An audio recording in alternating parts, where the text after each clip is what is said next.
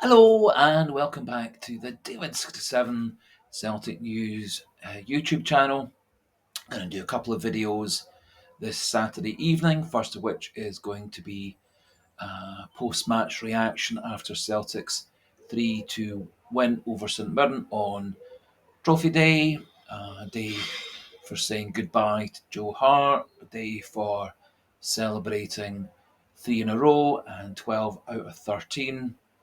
And in the end, quite a convincing 8-point win in the Scottish Premiership. So today's video going to be a mixture of a bit of post-match reaction, some player ratings, and one or two wee thoughts leading into the cup final next weekend, and one or two wee thoughts about the future for Celtic. And over the next few weeks, we'll be expanding on all those things, and obviously next week we'll be concentrating on the lead up to the cup final against Rangers on next Saturday. And on Monday, I'll do a fuller post-match reaction video to the Celtic 3 St Mirren 2 result, with hopefully some edited highlights to go into the footage on Monday. So, in the end, Celtic managed to win. We managed to get several players more game time in their legs. We seem to have come through the game pretty much injury free, it would appear, and we also rested players such as CCV, Alistair Johnston, and James Forrest for next Saturday's cup final. I expect all those three players to be playing next Saturday. And it also gave us a chance to say goodbye to Joe Hart and potentially goodbye for Matt O'Reilly for Celtic Park as well. Who knows, there may be one or two other players who are playing today who won't be playing for Celtic again next season. So we got off to a wee bit of a poor start. St Mirren very much in the game from the start off. Long throw into the box by Bacchus, rather poor defending. Stephen Welsh committing the first of quite a few mistakes and errors and looked completely, totally out of his depth. The back four, which had three changes made to it, very clearly looked like they hadn't played together ever before. And the standard of defending, particularly for Stephen Welsh, was very, very poor. So Celtic failed to clear out the ball from a long throw. It broke to O'Hara, who hit a very well hit shot, giving Joe Hart no chance. Celtic did get back into the game. Luis Palma, a lot of good runs down the left. Nicholas could not much threat through on the right hand side. McGregor, O'Reilly, Hatate doing pretty well through the middle, but for that first 20 minutes or so, pretty much everything going down our left. We did manage to equalise through Matt O'Reilly. Nice ball into Kyogo in the box, who managed to hold it up. Ball then broke to Matt O'Reilly, who hit a bounce shot that probably Hemmings in the St Mirren goal should have done a wee bit better with. However, for Celtic, went into the net and got us back into the game 1-1. Then, yet again, another poor error by Stephen Welsh in defence, letting the ball get over him, showing a lack of speed to get back, and he pulled down the St Mirren attacker in the box. Pretty clear penalty. Not quite sure why VAR had to wait a couple of minutes to give the penalty. However, it did take a good minute and a half to 2 minutes to get the penalty given to St Mirren. And to give him lots of credit, O'Hara, the St Mirren captain, hit a brilliant penalty. Again, completely unsavable for Joe Hart, and going into Joe Hart's left side of the goal. To give Celtic credit, got back into the game again, and it was a very good piece of work by Kyogo on the right touchline, winning the ball back from the St Mirren throw-in, knocking the ball out to Rio Hatate on the right wing. Great run by Rio Hatate, and Kyogo showed tremendous pace to beat the two St Mirren defenders into the box, and a brilliant front post shot, unstoppable for Hemmings. Game then meandered to half time, 2-2. Neither team really looking terribly effective. Much the same in the second half, quite a number of changes from both teams. Happily, Celtic looked quite a bit better in defence once Stephen Welsh went off with yet another injury. And I don't think, but correct me if I'm wrong, I don't think Stephen Welsh has finished a single game that he's been a starting player for. He dropped out through injury against Rangers. He dropped out through injury again today. And he also dropped out through either injury or fatigue in the game against Feyenoord. Happily, when Liam Scales did come on to replace Welsh, Celtic suddenly looked much, much stronger in defence, and hopefully this convinces Brendan Rodgers that Welsh is not better than Nawrocki, is not better than Lagerbielke, and stops having Welsh in and around the squad, as he's not good enough, in my view, to play for Celtic. And late in the game, Joe Hart was taken off to Heroes Ovation, and Scott Bain coming on for the last few minutes, and happily Celtic did manage to score a winner. Nice move down the right-hand side, brilliant ball by Anthony Ralston, and Luis Palma, one of the best players on the pitch for me, managed to slot the ball home at the back post, and Celtic held on for a 3-2 win. Quite why there wasn't any added time in the second half, I don't know. There was quite a number of substitutions. There were a couple of injuries, briefly to players such as Ralston, Welsh's injury, of course, as well, and there were a few VAR checks. So quite why the referee didn't add any added time on to the end of the game. I'm not massively sure, because really added time is not a discretionary thing, it's kind of an obligatory thing, and so if there were, let's say, 5-6 minutes of added time, there really should have been 5-6 minutes of added time. However, game ended pretty much bang on 90 minutes. Celtic won 3-2, and then it was cue the trophy celebration and presentation, and lots of great scenes with the players, the fans, the staff, and also the players' kids and partners, etc., all celebrating on the pitch. And some nice interviews with McGregor and Hart in particular. And Celtic go on to the game against Rangers in a week's time. We got 93 points in the end, which is a pretty decent return for a season, and in the end won the league by 8 points. So a nice, comfortable win in the end. But there were quite a number of rather ropey, tense weeks. But as has been said a few times, when the going got tough, the tough got going. Celtic played very well as a team.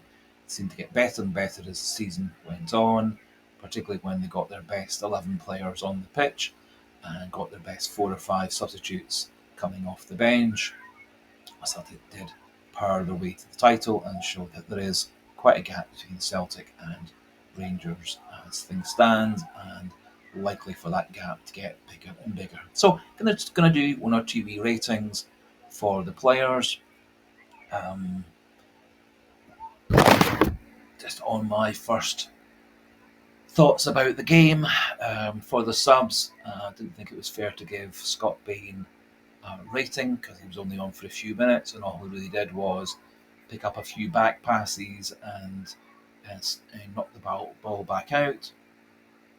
Didn't think any of the substitutes really had much of impact apart from Liam Scales. Gave Liam Scales 6.5, gave Tomoki Iwata 6. He did one or two good things, didn't really have an awful lot of work to do, but what he did have to do, he did fine.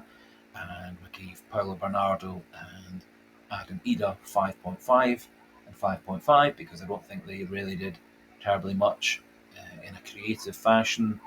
Um, Adam Ida didn't quite seem on his game. Paulo Bernardo also couldn't really get himself properly involved in the game for me, and so they both got 5.5s. In terms of the starting players, I gave Stephen Welsh a 3. I thought his performance was very, very poor. I think it's probably the second poorest defensive performance I've seen this season from any Celtic player, with the worst performance being by Nat Phillips in the 2-1 loss at Kilmarnock, which was truly atrocious. I've given 6s to Mike Nawrocki, Greg Taylor, and Nicholas Kuhn. They all did fine. Nawrocki quite a lot better, obviously, than Stephen Welsh. Made one or two nice tackles, one or two nice aerial duel wins, but didn't do terribly much. Greg Taylor really didn't have a particularly good game. Nicholas Kuhn, a couple of nice runs, but never really looked like creating anything or scoring for Celtic. 6.5 for Joe Hart on his last game at Celtic Park. Couldn't really fault him for the first goal, couldn't really fault him for the second goal. And so 6.5. Anthony Ralston, didn't think he did quite so much good work in defence or coming forward as usually we would expect for the right back role. However, to give him a lot of credit, late in the game he did manage to get forward and power a brilliant cross across the box for Luis Palma to score the winner, and so that bumped up Anthony Ralston to 6.5 for me. Also given 6.5s to Rio Hatate and Callum McGregor. Don't think it was their best game for Celtic. Again, one or two nice passes, one or two nice moves. Didn't think McGregor was quite involved in the game as much as he should have been. And similarly for Hatate, so maybe they were both being a wee bit conscious of keeping their legs, fitness, and keeping themselves without injury for next week's vital game against Rangers to give us the double. Up front, gave Kyogo 7 out of 10, particularly for helping set up the first goal and helping set up and then score the second goal. Didn't really have terribly many other chances, but to be involved in both the first and second goals gives him a lot of credit, and I thought he worked incredibly hard for that second goal, winning the ball from the throw-in and then powering his way into the box, outstripping the covering back St Mirren defenders. So 7 for Kyogo. Thought Luis Palma had a very good game. A few nice crosses into the box, a couple of nice runs down the left wing, and of course scored the vital third winning goal. And I thought Luis Palma showed a lot of energy, a lot of positivity, and very much for me, it's a player that we need to cultivate and bring on next season. I think he on one side and Dijsselmeyer on the other will be a powerful combination. I think we then have some good backups in Kuhn and Forrest, and we have a couple of young developing wide players, Yang and Tilio. Whether Yang and Tilio go off on loan, which may well be the best option for them, or whether one or the other stays as a backup to the backups. I think both of them have a role, and I, for one, feel if ever Marco Tilio gets fit and gets some game time under his belt in Scotland, I think he is actually going to be a very, very good player. He showed in his loan games back in Australia that he is a very talented player, good ball control, tremendous speed, good finishing skills. However, just like his time with Celtic, his time back in Australia was plagued with injury, and he only played about 3 or 4 games in his whole loan period. And so 8 for Luis Palma, and we're going to give 8.5 for Matt O'Reilly and man of the match. Matt O'Reilly scored a nice goal. He was involved in a lot of Celtic's best play and played the full 90 minutes, unlike his two midfield partners. And so I'm going to give Matt O'Riley 8.5. He was a wee bit non-committal in his post-match interview on Sky as to whether he's staying or going. And there are strengthening rumours that O'Riley will be staying at Celtic through the first half of the season to the winter transfer window, and then taking it from there. It would be, I think, great for Celtic if we could keep Matt O'Riley at the club, and we have to remember the club did a tremendous amount of hard work to convince him to extend his contract in the summer-autumn period of last year, giving him a 4-year contract and giving him a big pay rise.